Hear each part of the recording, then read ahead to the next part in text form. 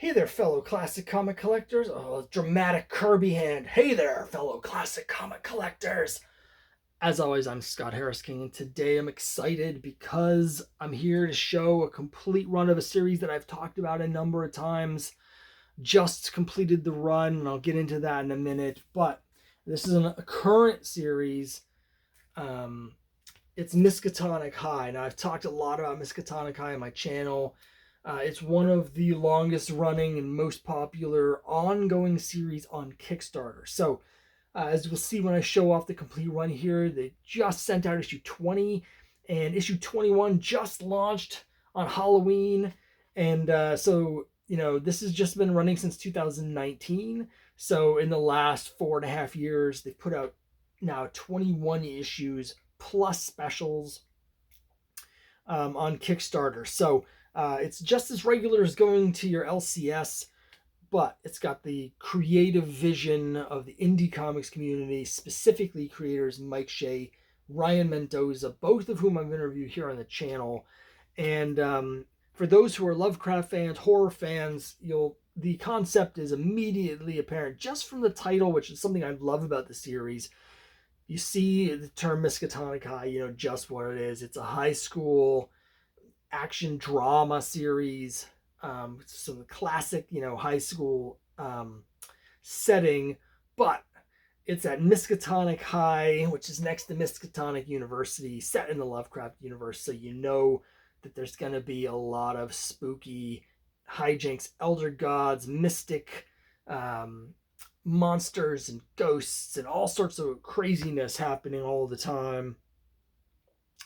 Now, I was relatively early in on the Miskatonic High thing, but one of the issues that I have is that for a long time, I don't really go on Kickstarter unless I'm on Kickstarter myself, because I spent so much time working on the comics that it's really hard to do anything else. And so every time I would put an issue out, I would be looking at all the other titles and be like, oh, look at all this cool stuff. And I'd back a bunch of books, and then it would be like 8 months until the next issue I was putting out, and I'd miss a bunch of stuff. So I've gotten issues of Miskatonic High here and there. Mike and Ryan with Miskatonic High. So when I was doing my first cross promotions, Crime Busters #2, they were one of the first people that we hooked up with, and it's a great fit because, of course, my series, The Crime Busters, is set in college, and it's a bunch of student sleuths who investigate supernatural mysteries. So there's a lot of just natural crossover interest for me as a creator and as a reader, since I always do the stuff that I like to read myself. Obviously, when there's a book that has some similar conceptual groundwork, I'm going to be all over it. So I have been picking them up as I've been going, and I've been more regular about it. The last year, I've been putting out so many Kickstarters that now I'm actually on Kickstarter when they're coming out. So I started getting them every issue of 14, and I've started filling in the gaps. And with the last one, I did order some of the back issues I was missing. And then Mike, who's been just amazing across the board, he threw in some extra ones that I didn't have, because I'd mentioned in a previous video that I was still missing a few. And so now I've got the full run, and I'm in the process of reading it from start to finish. And it's been really cool to see some of the themes and the ideas, and just the story stuff that's sort of planted in the first few issues, and knowing that stuff pays off 10 issues later, 15 issues later. So like I was saying, just got interrupted by something that happened outside. I had to go check and make sure that it wasn't, a tentacle from Cthulhu coming up out of the lawn. Everything's okay. Yeah, it's just awesome to get the sort of the context, because there's stuff that I've read, when I'm reading issues 16 and 17 and 18, and now I'm seeing like the great payoff that those issues are, because a lot of the themes and the character arcs and stuff set up right from the beginning. So I'm really looking forward to finishing the run. I haven't quite got all the way through it yet. There's still some issues in the middle that I haven't read, but it's just really cool. So what I'm going to do now is I'm going to show you the entire run of Miskatonic High. Now, most of the ones I have are the regular covers. I do have a couple variants, and then there's one in particular that I'll show you, which is in the fantastic variant that I ordered. And on but the sort of OCD completist in me is now thinking, I need to buy even more copies of these 2 issues for reasons I'll show you in a second. But let's go. Miskatonic High #1, where we get most of the cast of characters here introduced. I want to talk, I've said this before when I've talked about individual issues, but I love the logo. I mean, the logo is fantastic. You get this high school font, right, for the Miskatonic High. You get their seal, the symbol for the school, where established 1890, whatever. But then behind it, you have the big tentacle that comes around and loops around the sea. It's really great. It's an excellent logo. Issue 2. And one thing he does in here is Mike and Ryan have really structured it in an interesting way. So there's like basically 6 main characters at the beginning of the series, and the first arc is 6 issues. And so as they're going through the adventures, each of the 6 issues has sort of a focus on one of the 6 characters. And again, later on, when you get to the third big arc, it's sort of like they sort of go their separate ways for school break or whatever. And then you have individual spotlight issues on all of them again. And those issues pick up a lot of the threads from this, 10, 15 issues later from what was set up in this initial arc. So I really love that kind of continuity. I also love the trading cards. You guys know from my own stuff with Crime Busters and Quests, my fantasy comic, I love doing trading cards as add-ons. Whenever I can add on some trading cards, I do it. And Miskatonic High, Mike and Ryan have been doing the trading cards too. I'm missing most of them. I do have some of them, but love the trading cards. I'm up to 25 trading cards so far that I've done for my Crime Buster comics, but they're past number 50, so they're blowing me out of the water there. So I need to figure out how to get the rest of those trading cards. Miskatonic High #3. You can kind of see what I was talking about. So like this one, Sarah is the focus of the story, so she's front and center on the cover, whereas on this one, the focus is Ren here, and so she's sort of front and center on this cover with issue 3. Issue 4, we get Matt, who's the hockey player, is the thing. And this has like a bunch of cool stuff in it. It's kind of like time travel, and there's steampunk, and there's all sorts of giant robots and dinosaurs and all sorts of cool stuff. All the cool stuff here. Issue 4. Number 5, gotta love this D&D cover. The game they're playing here, it's called Darkness and Damnation. And so they're playing their tabletop role-playing game here. And only Sarah seems to notice that there is a giant monster outside the window. Love this cover. It's fantastic.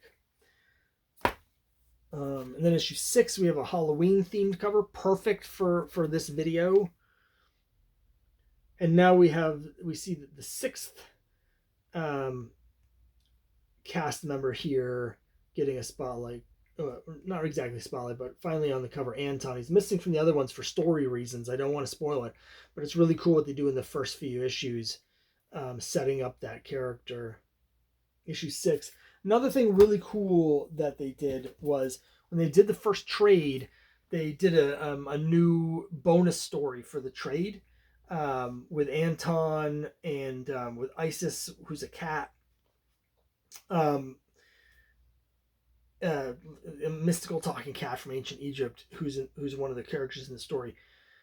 And so if you got the trade, you get this bonus thing. But of course, there's a lot of people like me that had the individual issues, and so they actually put out a special one-shot that has the bonus story from the trade in it, so that if you've got the individual issues and you don't necessarily want to buy the whole trade again, you can just get this for the bonus story, so you'll have the complete saga. Okay, number 7. Here's where we start to see some of these you'll see are variant covers. So here's a variant cover from issue 7. You know I love my variant covers as well. So here's issue 7. Really cool artwork. I haven't quite finished reading these yet, so I've read the first 6, and hopefully in the next couple days I'm going to read issue 7 to 13, and then I'll be caught up. I'm going to reread issues 14 to 20 as well, because I want to experience the whole thing all in one go. Just got these in the other day, so I haven't had time to read through them all yet, but I think tomorrow I'll probably finish reading the series. But I wanted to get the video out right away to coincide with Halloween. Here's issue 8, another really cool variant cover.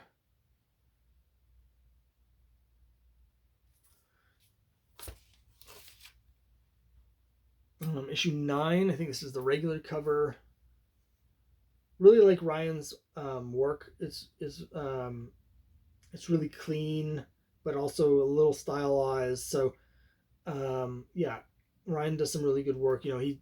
I've had him do some variant covers for me for Cthulhu versus Uncle Sam, and they're really great. Everyone loves them, including myself.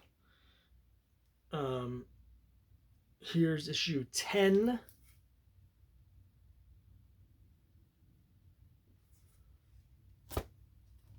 Here's a really cool variant cover for issue 11.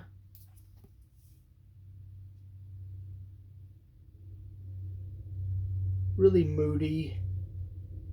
One neat thing on here is the seal. So on the regular versions of the comics, you can see the seal up there. It has the writing in the tome, but in this one, it's no longer in English. It's really cool how they did that. 12.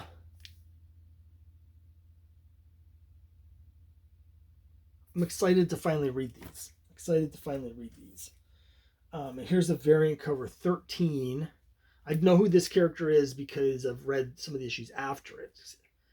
But this is another really cool variant cover. It's really cool.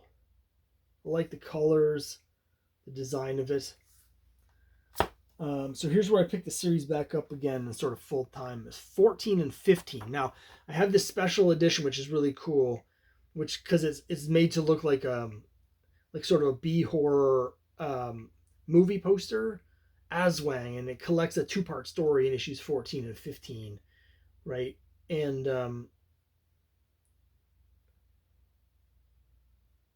it's really cool.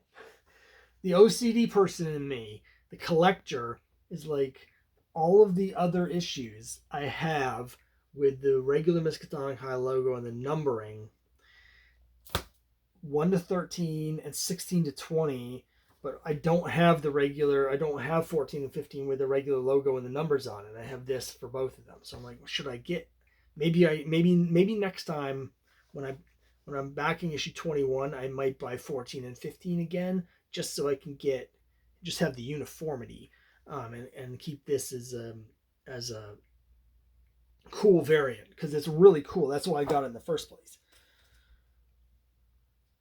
16, the King in Yellow makes an appearance.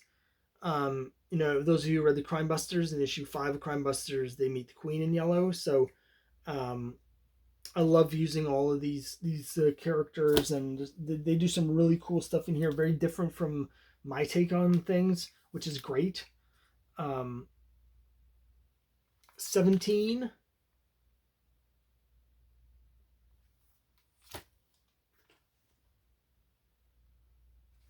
18.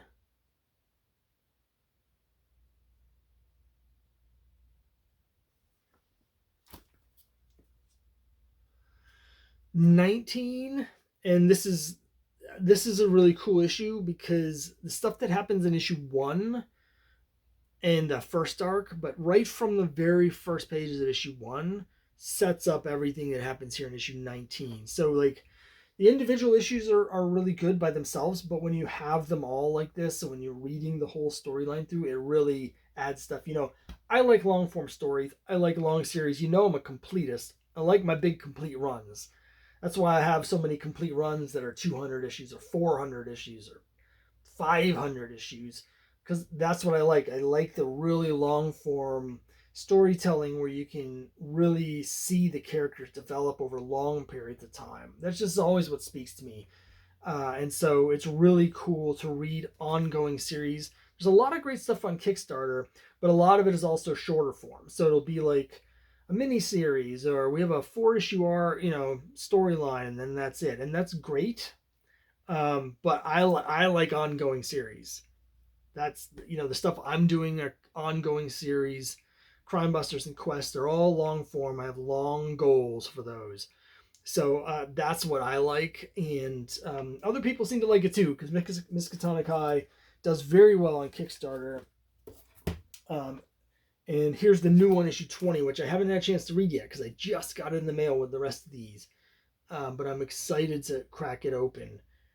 Part of me is like, well, I've already read issues, 14 to 19. I should just pop open 20. But then the rest of me is like, no.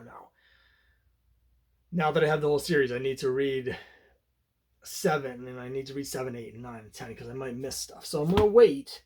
Even though I'm really excited to read this, I'm going to wait. So anyway, that's the complete run of Miskatonic High so far. I am still missing a couple of supplemental things. They did a really cool idea. They did a yearbook, so it was a hardcover yearbook that was sort of like an annual, but it had but it was designed to look like a yearbook. That was a brilliant idea.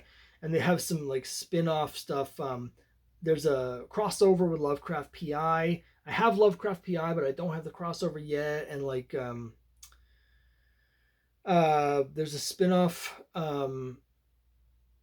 another spin-off series that I don't have, but I've got the core series, which is the important part, and can't wait to dive into it. And again, I want to say, if you haven't read it, check it out. I'll have the link down below, because issue 21 just went live on Kickstarter. And I want to say, as someone on Kickstarter myself, doing a lot of projects, super important to me to get things fulfilled in a timely fashion. Always, be on top of fulfillment and make sure everyone gets what they want, and I do it as fast as I can and as well as I can. So far, everything's been, on time.